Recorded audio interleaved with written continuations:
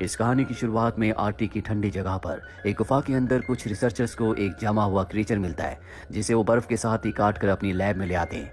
यहाँ रिसर्चर्स को पता चलता है कि ये 40,000 पुराना क्रीचर है, इसीलिए यहाँ पर स्टैनली नाम के एक एंथ्रोपोलॉजिस्ट को बुलाया जाता है। एंथ्रोपोलॉजिस्ट उन्हें कहा जाता है जो पुराने जीवन और नए जीवन के ऊपर रिसर्च करते हैं। और अब जल्दी यहाँ पर सबको पता चलता है कि बर्फ के इस टुकड़े के अंदर जो क्रीचर है, दरअसल वो एक इंसान है जो पिछले 40,000 सालों से बर्फ में जमा हुआ है। ये सुनकर सबके सब बहुत एक्साइटेड हो जाते हैं, क्योंकि ये एक बहुत बड़ी खोज है। ये तय करते हैं कि ये आइसमैन की बॉडी के टुकड़े करके अलग अलग लैब में भेजेंगे, ताकि उस पर ज्यादा से ज्यादा रिसर्च हो सके। जल्दी ये बर्फ को पिघलाकर आइसमैन को बाहर निकाल लेते हैं, जिसके बाद ये उसकी बॉडी को चेक करते हैं। इन्हें पता चलता है कि उसकी बॉडी के सेल्स ज्यों के त्यों है, वो सब के सब एक्टिवेटेड है। साथ ही उसका ब्रेन भी पूरी तरह से ठीक है। अब ये उसे रिवाइव करना चाहते हैं, इसीलिए उसके हार्ट पर इलेक्ट्रिक शॉक देते हैं और जल्दी आइसमैन जिंदा हो जाता है। लेकिन आइसमैन जब अपने चारों तरफ सभी को मास्क के साथ देखता है तो डर जाता है। वो इनसे छूटने की कोशिश करता है। हालांकि ये उसे नींद का इंजेक्शन लगाने की कोशिश कर रहे होते हैं, लेकिन वो बहुत ज्यादा हिल रहा होता है। और तभी स्टैनली समझ जाता है कि मास्क देखकर वो डर रहा है, इसीलिए वो अपना मास्क हटा देता है। जिसके बाद वो आइसमैन शांत हो जाता है और उसे बेहोश कर दिया जाता है। यहाँ पर जितने भी साइंटिस्ट है वो सब के सब बहुत खुश है, क्योंकि एक बहुत बड़ी खोज है। यहीं पर डॉक्टर डियाना भी होती है। वो कहती है कि इस खोज के बाद हमें पता चल चुका है कि इंसानों की बॉडी को हजारों साल तक फ्रीज करके रखा जा सकता है। इसीलिए वो पेशेंट जिनकी बीमारी का इलाज नहीं है, उन्हें हम फ्रीज करके रख सकते हैं, और जब भविष्य में उनकी बीमारी का इलाज आ जाएगा तो हम उन्हें ठीक कर सकते हैं। ये साइंस की मेडिकल की दुनिया में एक चमत्कारी आविष्कार होगा। और ऐसा करने के लिए इन्हें आइसमैन के ऊपर एक्सपेरिमेंट करने होंगे, रिसर्च करना होगा, उसके डीएनए को समझना होगा कि कैसे वो 40,000 सालों तक फ्रीजिंग टेम्परेचर में भी जिंदा रह सका। पर स्टैनली इन सब से सहमत नहीं होता। वो कहता है कि हमें आइसमैन की जीवन शैली को, उनके कल्चर को समझना होगा, ताकि हमें पता लग सके कि कैसे मुश्किल हालातों में भी उनकी बॉडी एडजस्ट हो जाती थी। इसके लिए हमें आइसमैन को उसी माहौल में रखना होगा जिस माहौल में वो रहा करता था, यानी कि जंगल में। डियाना उसकी बात मान जाती है, जिसके बाद आइसमैन के लिए एक माहौल तैयार किया जाता है जो आर्टिफिशियल जंगल होता है। आइसमैन की जब आंखें खुलती है तो वो उस जंगल में अपने आप को पाता है। इसके बाद वो उसी तरह से शिकार करता है जिस तरह से आज से 40,000 साल पहले वो अपने कबीले के साथ किया करता था। आइसमैन अपने प्राकृतिक माहौल में आकर बहुत खुश है।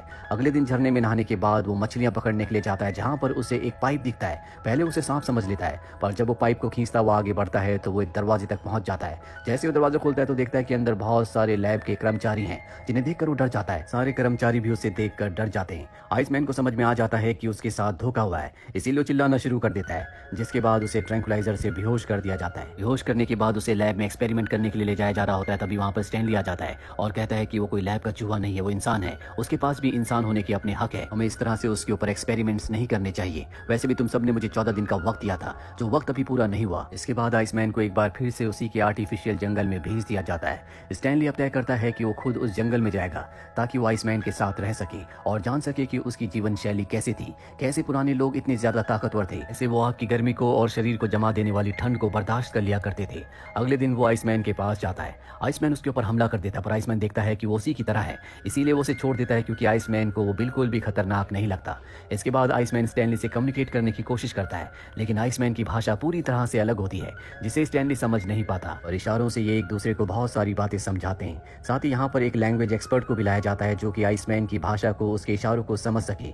दरअसल इस एक्सपर्ट को बहुत सारी पुरानी भाषाओं का ज्ञान है। वहीं स्टैनली और आइसमैन की धीरे धीरे बॉन्डिंग बहुत अच्छी हो जाती है। एक रात को ये दोनों एक साथ गाना भी गाते हैं। और यहाँ पर जितने भी साइंटिस्ट हैं वो किसी भी कीमत पर जानना चाहते हैं कि आइसमैन 40,000 सालों तक फ्रीजिंग टेम्परेचर में बर्फ के अंदर जिंदा कैसे रहा। इसीलिए बेहोश करके वो उसे लैब के अंदर लाते हैं, जहाँ उसे एक चेंबर में डाला जाता है और चेंबर का टेम्परेचर धीरे धीरे कम किया जाता है। पर जैसे जैसे टेम्परेचर कम होता है, आइसमैन की हार्ट रेट भी कम होना शुरू हो जाती है। और एक पल ऐसा आता है जब उसकी हार्ट रेट ऑलमोस्ट रुक जाती है, पर इससे पहले कि उसकी मृत्यु होती, ये उस मशीन को ऑफ कर देते हैं। इस बार आइसमैन की जान जाते जाते बच जाती है। आइसमैन को उसी आर्टिफिशियल जंगल में छोड़ दिया जाता है। और जब उसके पास स्टैनली जाता है, आइसमैन कहता है कि तुम्हारे साथी मेरे ऊपर अत्याचार करते हैं, इससे तो अच्छा है कि तुम मुझे मार दो। पर स्टैनली ऐसा नहीं करना चाहता। सीधे डियाना के पास जाता और कहता है कि मैं चाहता हूं कि तुम आइसमैन से मिलो। हालांकि शुरू में वो डर रही होती है, लेकिन उसके कहने पर वो आइसमैन से अगले दिन मिलने के लिए चली जाती है। आइसमैन उसे देखकर बहुत खुश होता है। वो डियाना के करीब जाने की कोशिश करता है, लेकिन स्टैनली उसे समझा देता है कि डियाना मेरी गर्लफ्रेंड है।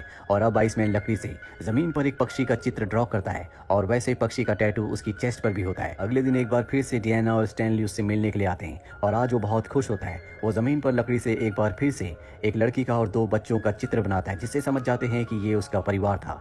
और तभी आसमान में ऊपर हेलीकॉप्टर आ जाता है, जिसकी परछाई को वो ऊपर लगे हुए शेड से देख सकता है। ये देखकर वो बहुत ज्यादा एक्साइटेड हो जाता है, ऊपर की तरफ भाग रहा होता है। उसका जोश देखकर ये दोनों के दोनों हैरान होते हैं। आइसमैन बार बार अपना हाथ उठाकर एक ही शब्द बोल रहा होता है, जो होता है भीड़ा। उसे देखकर ऐसा लगता है कि जैसे वो किसी की प्रार्थना कर रहे हैं। स्टैनली यहाँ से हेलीकॉप्टर को जाने की कमांड देता है। हेलीकॉप्टर के जाने के बाद भी आइसमैन सिर्फ हेलीकॉप्टर के बारे में सोच रहा होता है। स्टैनली अब जानना चाहता है कि भीड़ा का मतलब क्या है, इसीलिए यहाँ के लोकल लोगों से भीड़ा का मतलब पूछता है, जिस पर उसे बताया जाता है कि ये एक मिथिकल बर्ड का नाम है जिसे गॉड का मैसेंजर कहा जाता है, जो इंसानों को उनके कर्मों के हिसाब से स्वर्ग या नर्क ले जाता है।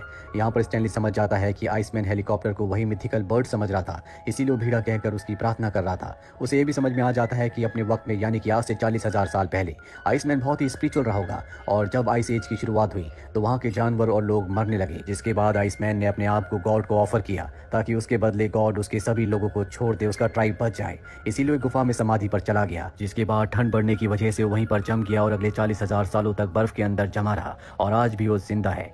वही हमें आइसमैन को दिखाया जाता है, जो हेलीकॉप्टर वाले इंसिडेंट के बाद अब स्टैनली से बात करना भी बंद कर देता है। वो अपने शरीर पर किसी तरह के चिन्ह बनाता है। दरअसल वो एक बार फिर से समाधि में जाना चाहता है, क्योंकि उसे नहीं पता कि जब आखिरी बार वो समाधि में गया था तो उसके बाद अब 40,000 साल बीत चुके हैं। हालांकि यहाँ पर हर कोई उसकी मदद करना चाहता है, लेकिन उसकी मदद कैसे की जाए किसी को कुछ नहीं पता।